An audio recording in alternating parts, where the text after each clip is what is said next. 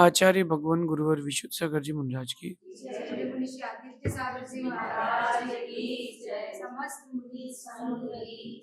या हम सभी अपने जीवन में सुख और गुणों की अभिवृद्धि के लिए नीति के विषयों का श्रवण कर रहे हैं। नीतिकार कहते हैं कि ये जीवन है, इसमें निरंतर हमेशा सदा ही अच्छे दिन बने नहीं रहेंगे। ये जीवन है, मनुष्य पर्याय है, इसमें हमेशा बुरे दिन भी नहीं बने रहेंगे।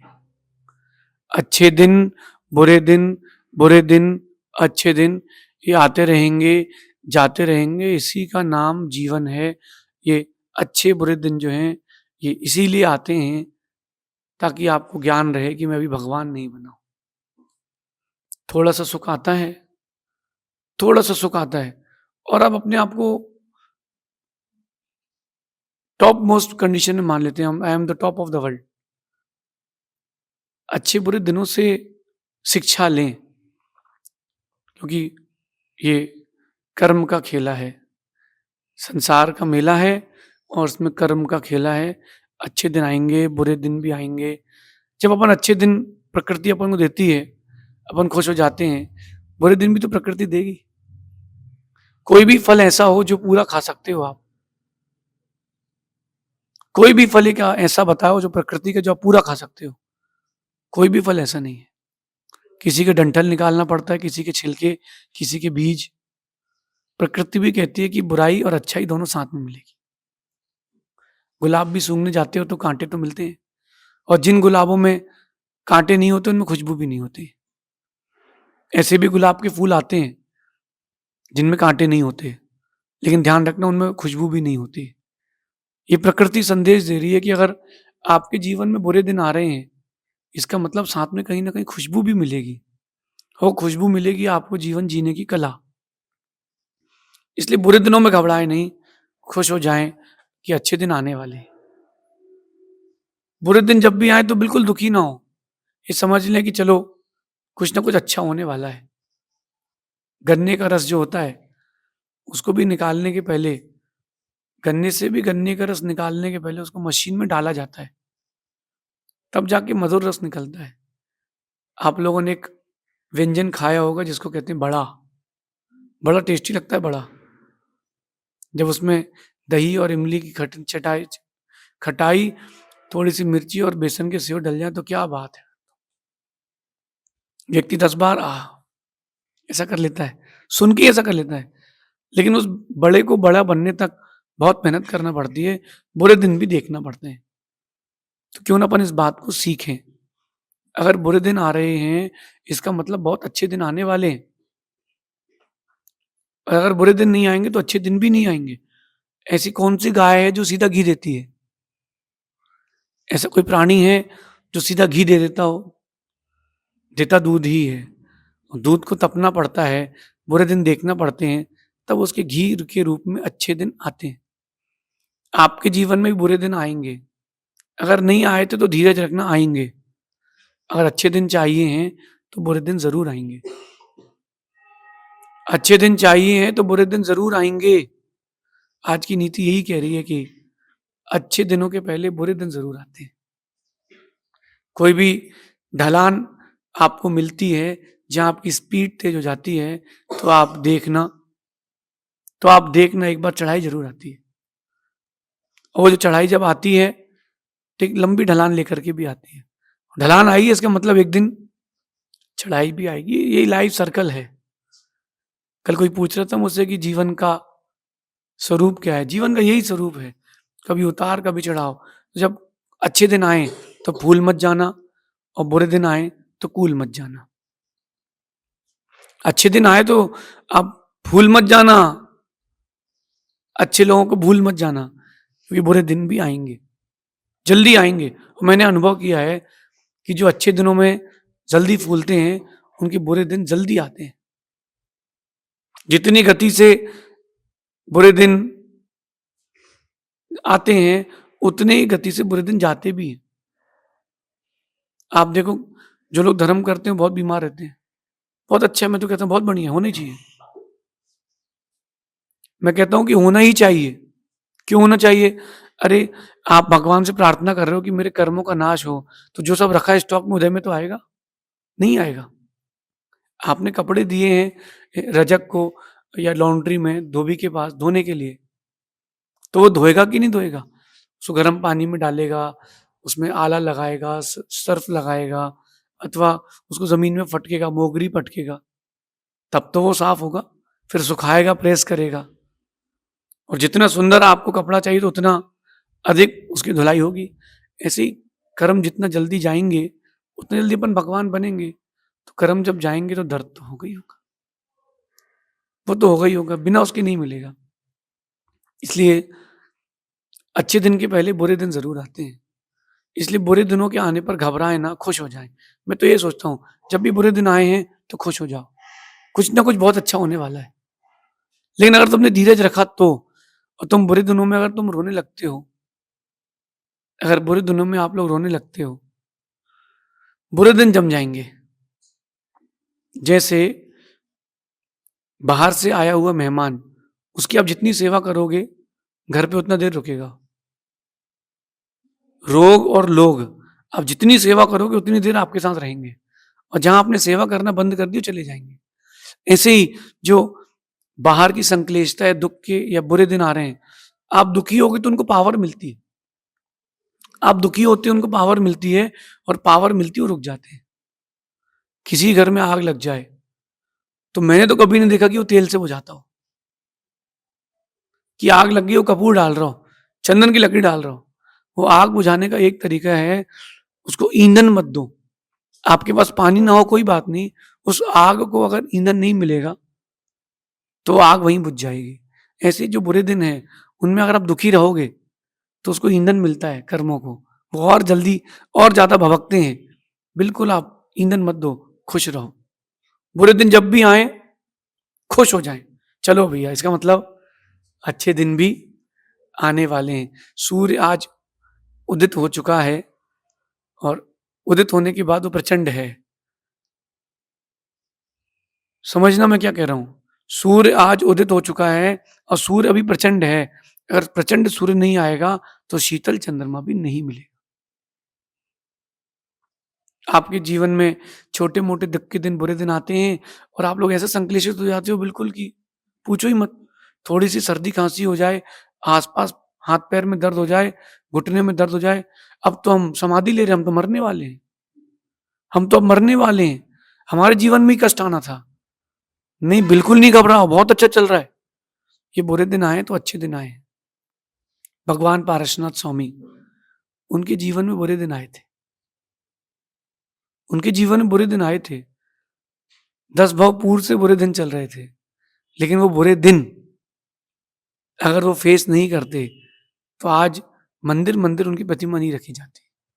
फेस करना पड़ेगा। आपको पीठ नहीं दिखाना है, भागना नहीं है, रोना नहीं है, फेस करना है। चलो कोई नहीं, बुरे दिन आए इसका मतलब अच्छे दिन भी आएँगे और निश्चित आएँगे। राम को देख लीजिए। क्या राम ने बुरे दिन नहीं झेले? राम से ज़्यादा स्ट्रगलिंग लाइफ किसकी रही? वो तो मंदिर-मंदिर आज रखे जा रहे हैं, इतना बड़ा राम मंदिर बन गया है। तो राम मंदिर में अगर राम जैसी प्रतिमा रखी गई है, तो राम का कोई व्यक्तित्व भी तो होगा। बचपन से ही उन्होंने स्ट्रगल किया।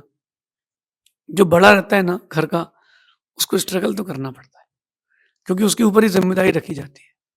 तो आप देखो कि राम को पिता के वचन के निर्वहन के लिए अयोध्या छोड़ना पड़ा।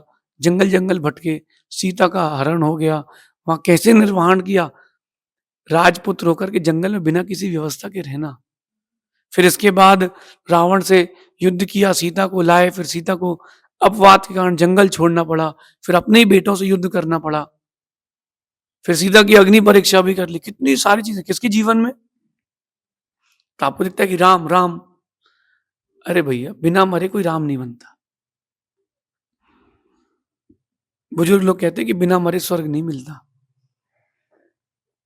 सुनी कि नहीं आपने बातें? अगर स्वर्ग के सुख चाहिए, तो एक बार मरना तो पड़ेगा। अच्छे दिन चाहिए हैं, तो बुरे दिनों को भी फेस करना पड़ेगा।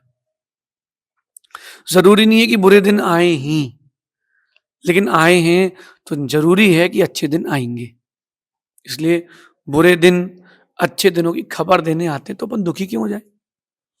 अगर कोई खबर देने आया है कि 8 दिन बाद आपके किसी इष्ट मित्र का, आपके एक मन के काम की पूर्ति होने वाली है, तो आपको मालूम चल गया ना कि 8 दिन बाद मालूम होने वाली है, तो उस व्यक्ति को डांट क्यों रहे हो कि अब 7 दिन तक मैं क्या करूंगा। नहीं नहीं, वो तुमको वो बुरे दिन अच्छे दिन की खबर देने आए थे। अब उन बुरे दिनों से लड़ने लगते हो कि जब लड़ते हो तो फिर बुरे दिन टिक जाते हो। जब तुम लड़ रहे हो तो हम भी लड़ेंगे। होली कितने लोगों ने खेली है आप लोगों में से, रंग छपाया हो अच्छा एक दूसरे को, लेकिन रंग छपाने का मजा तब आता है जब वो भागे, जब वो छटपटाए, वो मना करे, तब रंग छपाने का मजा आता है। और अगर वो सामने वाले को अब रंग लगाने जाओ ऐसा खड़ा हो जाए तो रंग लगाने का मजा नहीं आता। भले ही छोटा सा गुलाल का कण भी फेंकने मिल जाए 10 मिनट दौड़ने के बाद किसी के पीछे, उसका उसका आनंद आता है। लेकिन कोई अगर सीधा शांति से खड़ा रह जाए उसको रंग लगाने का मजा नहीं आता। होली में वो जो, जब आप कहीं दोपहर में जा रहे हो और 6-8 लड़कों की टोली ने घेर लिया हो, तुम्हारा रुक जाओ, बोले लगा लो भैया, तो वो कुछ नहीं कहेगा, लगा लो कुछ नहीं, होली है कोई बात नहीं, तो थोड़ा सा लगाएगा। और आपने जहां पर छटपटाए भागे तो फिर वो गोबर फेंक के मारेगा। याद करो, याद करो, बस यही बात समझना है। जब बुरे दिन आते हैं, बुरे दिन आते हैं होली वाले जैसे, तो आप छटपटाए ना, रुक जाएं, धीरज रखें।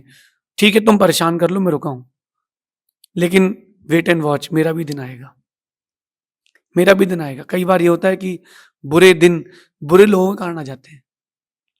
वो लोग जो रंग बदल लेते हैं ना, कपड़ों की तरह, गिरगिट की तरह, उन लोगों के कारण भी कभी कभी जीवन में बुरे दिन आते हैं।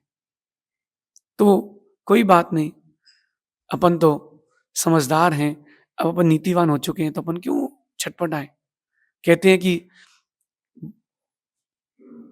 रंग छोड़ते कपड़े और रंग छोड़ते लोग, ब्रांडेड भी क्यों ना हो, इन्हें कोई पसंद नहीं करता। अगर कोई आपके जीवन में बुरे दिन दे रहा है या आप किसी के जीवन में बुरे दिन दे रहे हो, तो ऐसे लोगों को कोई पसंद नहीं करता, और हमारे जैसे लोग तो और दूर से छोड़ देते हैं। तो अपन इस नीति को, आज की नीति को जीवन में उतार के रखें। बुरे दिन आए बिल्कुल ना घबराएं, आए तो बुरे दिन बताने आ रहे हैं कि अच्छे दिन आने वाले हैं। एक बात मैंने अपने जीवन में अनुभव की है कि अच्छा महसूस करने के पहले एक बार आप बुरा जरूर महसूस करते हैं। बेहतर महसूस करने के पहले एक बार आपको बुरा जरूर महसूस करना पड़ता है। और एक बात विशेष आती है कि जब हर महीने के 2-4 दिन ऐसे भी आते हैं आपको, जिस दिन आपको ऐसा लगता है कि अब कुछ है ही नहीं जिंदगी में, सब उदासीन सा है, हम तो व्यर्थ का जीवन जी रहे हैं, किसी काम की जिंदगी नहीं है, ऐसा भी आपको महसूस होगा। इसका मतलब है कि बेहतर दिन आने वाले हैं। बेहतर और बेहतरीन महसूस करने के पहले आप एक बार बुरा जरूर महसूस करेंगे। देखना आप, और बुरा महसूस कर रहे हैं जिस दिन, समझ लेना अच्छे दिन आने वाले हैं। जब कोई आपको रोके टोके, डांटे, भगा दे, इसका मतलब कुछ अच्छा होने वाला है। दुनिया के जितने बड़े बड़े बिजनेसमैन हैं, जितने बड़े बड़े टॉप मोस्ट बिजनेसमैन हैं, जो विश्व के टॉप 10, टॉप 15 में, टॉप 20 में मिलेंगे आपको, ऐसे व्यक्ति किसी के नौकरी के लिए गए थे और उस व्यक्ति ने नौकरी से भगा दिया था। देख लेना आप, कई ऐसे बड़े बड़े मिलियनर हैं जिनको माइक्रोसॉफ्ट कंपनी निकाल दिया, उसने अपनी कंपनी खोल ली और उसको आगे, उससे आगे निकल गया, क्योंकि बुरे दिनों में वो घबराए नहीं थे। आप घबरा जाते हो, बिखर जाते हो। Bad days are good days, बुरे दिन अच्छे दिन हैं, क्योंकि वो देते हैं। क्या देते हैं, क्या देते हैं? तवे में लगी अग्नि, तवे के नीचे लगी अग्नि ही रोटी को सेकती है भाई। तवे के नीचे जलती हुई आग ही रोटी को सेकती है। आटे में डला हुआ पानी ही आटे को रोटी बनाता है। तो प्रकृति कह रही है कि अगर अच्छाइयां चाहिए हैं तो बुराइयां भी चाहिए। केवल अच्छाइयां अच्छाइयां अच्छाइयां अच्छाइयों की इच्छा कर रहे हो, काम नहीं चलेगा। ज्यादा मीठा खाओगे शुगर हो जाएगी। थोड़ा सा बीच में नमकीन भी जरूरी है। कम से कम इतना ज्ञान तो रहेगा कि हम भगवान नहीं बने, अभी हम संसार में हैं। लेकिन बस उन निमित्तों से बचना जो बुरे दिन लाते हैं। Bad days are good days, बुरे दिन देते हैं। क्या देते हैं? आपको सूचना देते हैं कि अच्छे दिन आने वाले हैं। बुरे दिन देते हैं, क्या देते हैं? आपको शिक्षा देते हैं कि ताकि बुरे दिन दोबारा ना आए। जो बुरे दिन होते हैं वो आपको शिक्षा देते हैं, इस बात की शिक्षा देते हैं कि अब संभल कर जीना ताकि बुरे दिन दोबारा ना आए। एक व्यक्ति को फांसी हुई तो उससे पूछा आखिर तेरी ख्वाहिश क्या है? कुछ बोलना चाहता है? बोला हाँ, this is the precious lesson of my life, कि ये मेरे जीवन का सबसे सुंदर लेसन है। क्या लेसन है? बोले मुझे जिस कारण से फांसी हो रही है, अगली बार मुझे इससे बचना है। फांसी पर चढ़ा हुआ बंदा कह रहा है कि मुझे बचना है। क्यों कह रहा है? वो इसीलिए कह रहा है क्योंकि उसने शिक्षा ले ली बुरे दिनों से। अब उसके बुरे दिन नहीं आएँगे। नरक में भी जाना पड़ जाए कोई बात नहीं, लेकिन नरक जिस कारण से गए हो, उसकी शिक्षा ज़रूर ले लेना। इसलिए bad days are good days. बुरे दिन अच्छे दिन हैं, क्योंकि वो शिक्षा देते हैं, सूचना देते हैं। और विशेष बात, बुरे दिन कहते हैं कि मेहनत करने की ज़रूरत है। बुरे दिन कहते हैं कि मेहनत करने की ज़रूरत है। शादी होते ही अगर शादी बिल्कुल होते-होते ही बहू को अगर सास ने छूट दे दी है, अब पूरी ज़िंदगी भर सास परेशान रहेगी। अथवा शादी होते ही बहू ने अपना रंग दिखाना चालू कर दिया, तो ज़िंदगी भर बुरे दिन आएँगे। थोड़ा वेट एंड वॉच करना चाहिए। वो आपको समझें, आप उनको समझें, समझाएँ ना। पहले एक-दूसरे को समझें, समझाएँ ना। जिस दिन आप एक-दूसरे को समझ लोगे, समझाने की ज़रूरत ही नहीं पड़ेगी। समझाया उसको जाता है, जिसकी परस्पर बनती ना हो, या जिस विषय में आप एक-दूसरे को समझते ना हो। जिस विषय में आप एक-दूसरे को समझते हैं, वहाँ कभी समझाना नहीं पड़ता, वहाँ तो सब हो जाता है।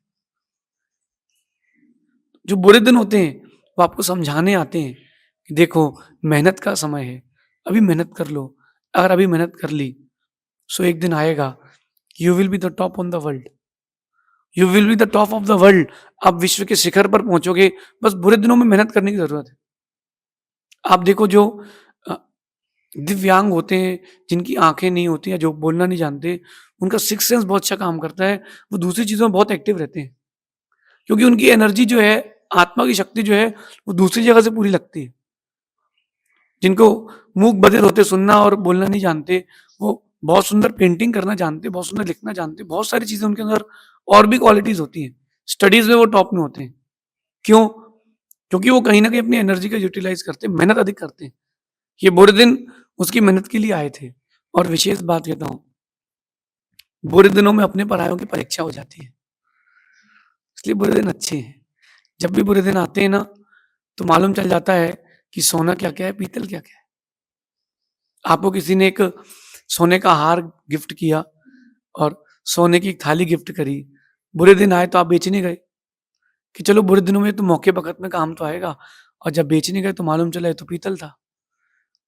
तो कम से कम चलो इतना ज्ञान तो हो गया कि ये पीतल था, कि ये पीतल, इतना ज्ञान तो हो गया।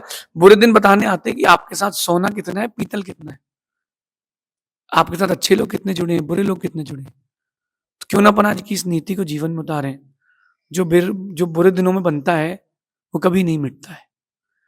जो बुरे दिनों में व्यक्ति अपने व्यक्तित्व का निर्माण करता है, कभी मिटता नहीं। इसलिए बुरे दिन अच्छे हैं, वो आपको अच्छे दिनों तक छोड़ने के लिए आए हैं, ऐसा समझना, तो आपके दिन कभी बुरे नहीं आएँगे। शेष आगे विचार करेंगे।